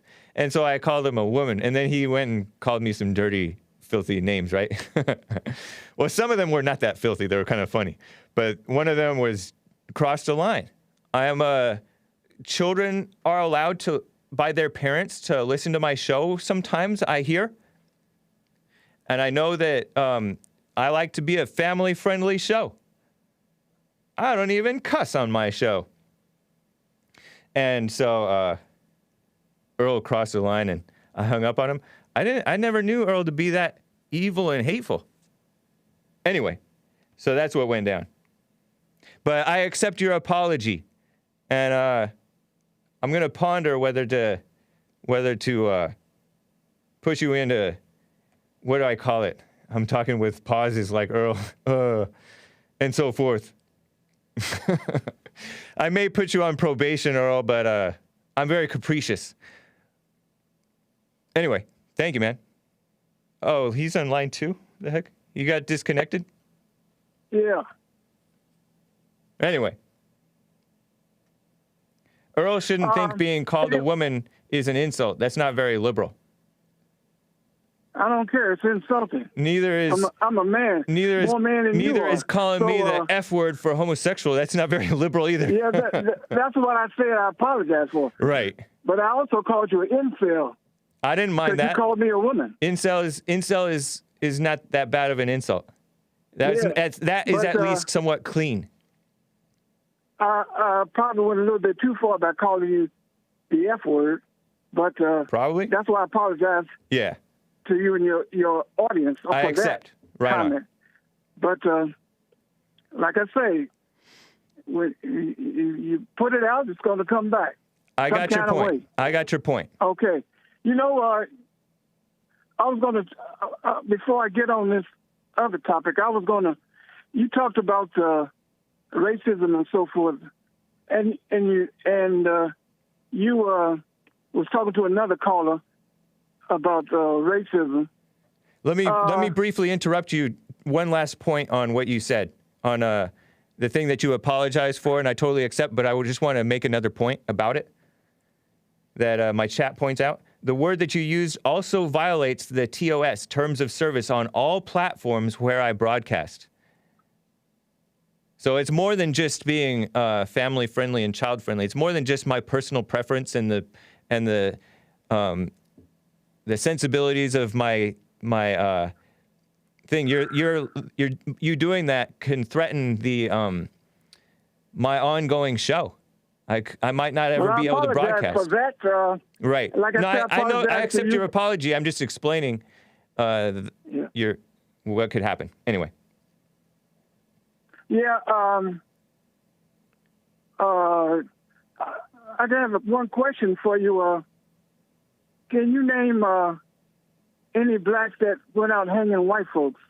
You talk about, you justified what reasons white went out hanging blacks and so forth. Right. And you said there was no racism. Do you have any recollection in history or anything where blacks went out hanging whites? I don't. I don't know if it happened or not. So there is none. Because did you know, though? One side with the power. Did you know, though, that to this day, black on white crime, including murder, to this day, right? Black on white crime, including murder and these black on white victimization crimes, criminal violent victimization crimes, are way more prevalent than white on black. Yeah, that's true. But yeah. I'm saying trying to say that. I didn't say that it was equally done, that they both equally violated each other's rights or whatever. I don't know. No, I don't know if. But I pointed out. Yeah. It was racist. It wasn't racist. In nature, it was one-sided. That's because you think that because you're pretty shallow. No, I'm because I'm factual. I may accept that it was one-sided, although I'm told, and I don't know if it's true, that the black on white crime was prevalent even back then. I don't know if that's true. I don't know. Whites, but that's what I heard. That harmed whites back then was more likely to get the death penalty than any other crime. Right. You said blacks who harmed whites back then were more likely. Most of the 50 states had the death penalty. Blacks for killing whites were more likely to be charged. The DA would charge them or would seek the death penalty. Right. More often than any, and that's on the FBI statistics. And did you know that that's what's happening to whites today? Whites who commit a perceived so-called hate crime are more likely to receive the death penalty. No. Yeah, it's true. Very few states have the death penalty. I know, but they're more likely to receive. I know. Okay, the times today are very soft and weak, and we don't do the death penalty anymore. I accept that, but nonetheless, when a white commits an imaginary hate crime, right? And I call it imaginary because it's a perversion of It's basically a violation of the First Amendment. Well, They that's should be your punished opinion. for their Like I crime. say, But like Russ told you, that's your opinion. Everybody don't have to agree. it's not an opinion. It's the truth. That's Anyway. what you call the truth. Yeah, no, It's your it truth. is the truth. It's, Well, you can say it's that Jim 40 Crow against 40 whites. times, It's and Jim I'll Crow say against whites. 41 that it's not. All right. But, I was going to talk about, your heroes, Rudy Giuliani and Sidney Powell. I love Sidney Powell. I'm okay with Rudy. They've been sued by Dominion Right. for defamation. Yeah. So they can make their case of all the cheating and all the other stuff that they were telling in court. You think If they'll they get a can fair trial? substantiate- Of course they will. They're gonna have to prove it. No, I asked you, do you think they'll What? get a fair trial? Yeah, I think they get a fair trial. They just have to produce it. But you just explained to me. Hold on, Earl. You just explained to me that the establishment back during the anti-black times, supposed anti-black times, the blacks didn't get a fair trial, and the establishment is very much against Trump and his supporters. So I don't imagine that they'll get a fair trial either. I believe they get a fair trial. Yeah, just like I know you think that. Tucker Carlson pointed out. That Sidney shows me Powell. that you don't actually have any sense of justice. Well, that's your opinion. Or reality. I'm not going to argue with that because that's a fruitless point. Anyway. But I gotta run, Earl. We'll boy- talk again. Call me tomorrow if you want. I'm nice. All right, now, adios, amigos. Adios. Interesting. Speaking of vulgar people who owe me and you an apology, another man, and I use the term very loosely, who violated decency, may not have violated the TOS, terms of service, but was very vulgar. I think it was Thursday, and I had to hang up on him, who owes us all an apology. And we'll see if we get one from him. Tony in California. How are you doing, Tony? What's happening, Hake? Hey. Hake report. How you doing? I'm doing fine. How are you? I'm doing just beautiful on this beautiful day of Black History Month that the white man allows to have. So let's get... Definitely appreciate it. You're very welcome. But it wasn't from me. Tony, Well, let's... I know you wasn't for you. You trying to burn my house down. Go ahead. What you got to I'm not say, trying to burn your house down. Don't be silly. Let's address the elephant in the room. What elephant? Last Thursday, I think you called in, and you got really nasty and vulgar on a family-friendly show. I Filthy. didn't use no profanity or nothing like that. You don't have to be. You don't have to use profanity to be very nasty and vulgar. Okay, are we adults, sir? Yes, I am. I don't know about you. Well, I know because you call me the N-word. So he doesn't want to. He doesn't want to. Are you saying that you are not going to apologize? I'm trying to figure out what I'm apologizing for. Do you remember me hanging up on you?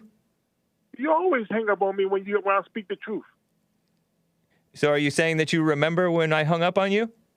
Yeah, I do remember when you hung up on me several times. Yes. Do you, without repeating, hold on, without repeating what you said that prompted me to hang up on you, do you remember what you said that prompted me to hang up on you? Without repeating what you said, otherwise I'm going to hang up on you and you'll be on probation. Yeah. Okay, well, you got offended by that because I guess you fit the description. All right. Tony's out.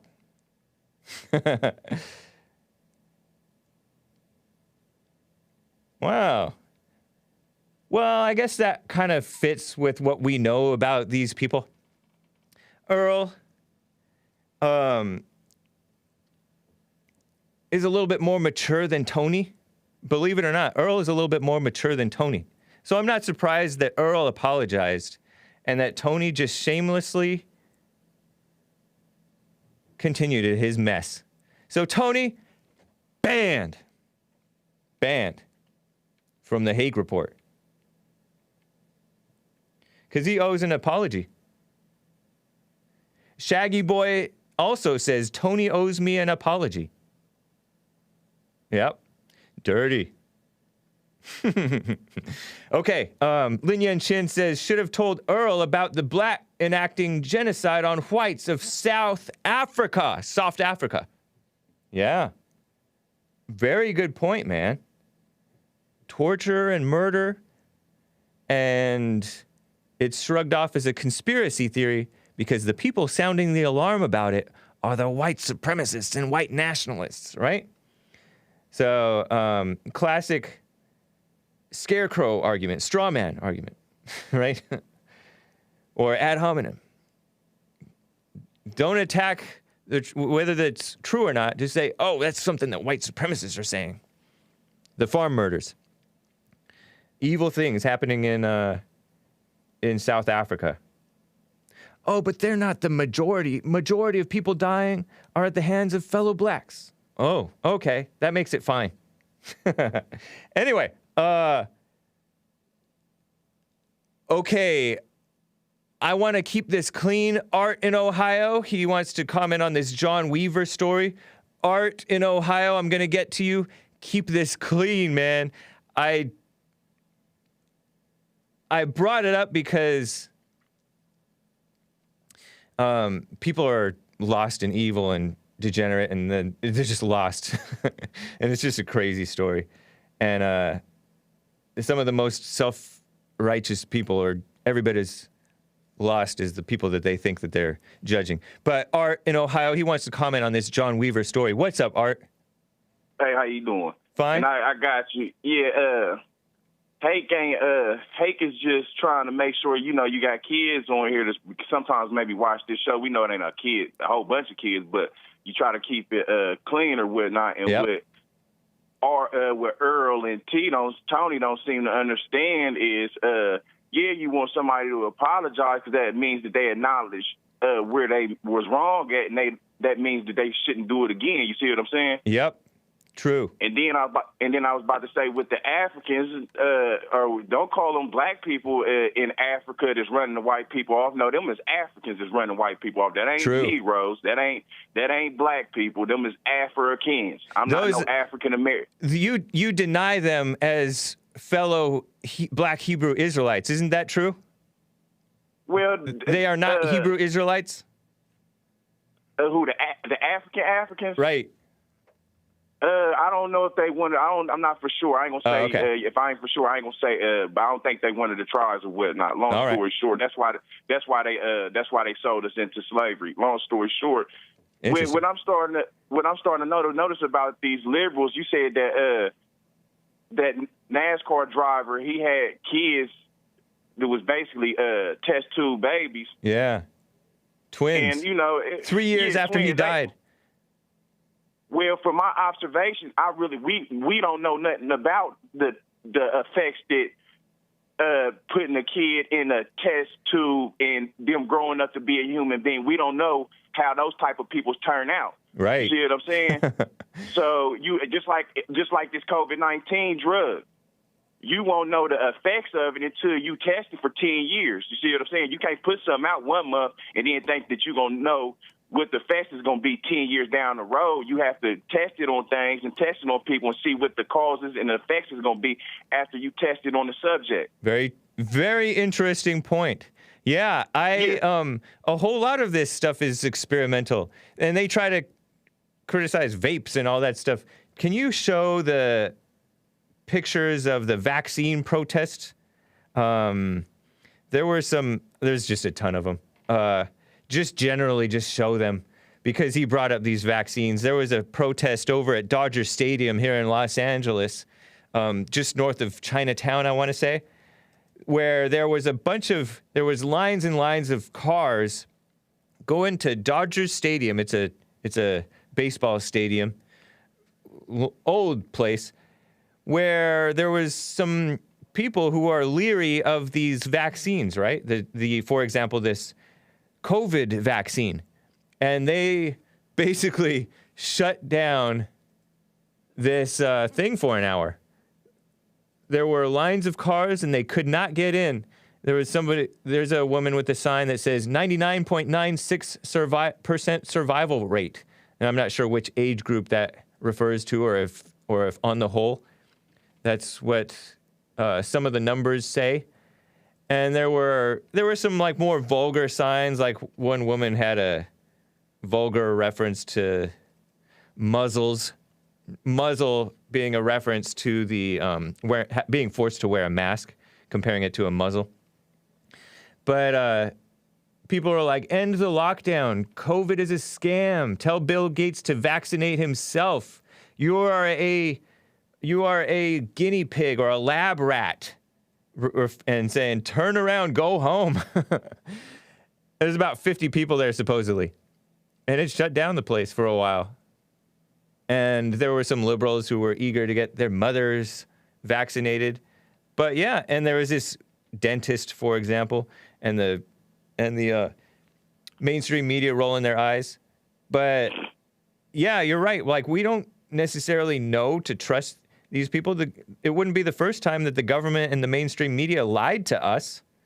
And I know that Trump was behind it, but the makers of the vaccine even undermined him in his re-election bid, right? Pfizer allegedly withheld information that would have helped President Trump in his re-election until after the election. I mean, but that's what and that one caller said, kept asking you earlier, I think it was like the first or second call, what did he lie about? What didn't they lie about? And clearly he doesn't watch your show, because over the last, I don't know how long I've been. It's been a while since I've been watching you and Jesse. We've been talking about it. We don't laid it. Me, you, Jesse, and some of the other callers, alpha callers, don't laid it out. So he didn't get that. That more confirms that he doesn't watch your show. Right. He just only calls in when his wife, or no, his beta wife didn't make him breakfast or didn't sleep with him the night before, and he's kind of mad, so he just want to call in Hake and antagonize and berate him because he ain't getting attention from his wife. You see what I'm saying? He don't watch your show. He just calling here to get attention because I'm listening. Anyway, man, you are so right. And we can't trust these people, in short. So don't you think it's awfully kind of funny that they bringing out this test tube thing as far as this is coming up? And then we know that the Democrats and the Republicans are both degenerates or whatnot. And all of this has me to question, are they all pedophiles? Because I'm trying to figure out. Yeah, I mean, it's they playing a dirty game, and my thing is Trump exposed it. You see what I'm saying? Interesting. And, I think it's awfully kind of funny that they just like I said, bringing up the test tubes, because my thing is this. I'm the one who dug that up, actually. That was a 2017 story about this young man, because I Googled his name, and I found a local Las Vegas local news story about this young man, I forget what his name, Cole Trickle Meal. And he, his life, how he came to be born, and his twin sister, 3 years after his father was shot and killed, but they preserved his seed, and they were born. It's so weird. What a mess. So they grew up without their father. Why would you do that? Well, I mean, that ain't did nothing but make the kid immoral. And then what I'm about to say is, you got my generation and your generation. We already ain't out here having kids as much as we are supposed to. Yep. But it's the liberals is having a whole six kids by six different babies' dads. So it's the degenerates is having kids. Long story short, and then their kids are growing up and getting killed because they are immoral. So my thing is this, and the whites are probably not living out as long and probably going through the same thing that I'm going through as far as not having kids, and the not good people, alphas, not having kids, that the generation is going to become more older and older. We're going to turn into like China. You see what I'm saying? We're not having enough children. Japan is that way too, I hear. Bad. Yeah.